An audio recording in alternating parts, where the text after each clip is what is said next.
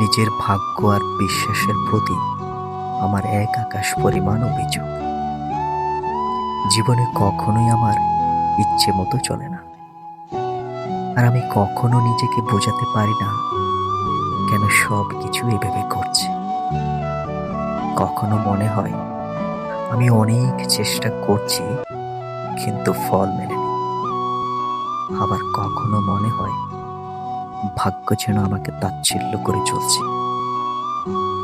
অথচ বিশ্বাসের সব কিছু আছে, কিন্তু কোনো সমাধান পেতে হয়তো ভুল পথে হাঁটছি।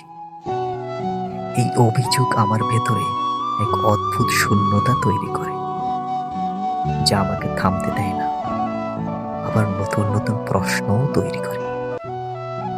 হয়তো একদিন সব কিছু পরিষ্কার হবে, তবে এখনো সেই দিনের অপেক্ষা।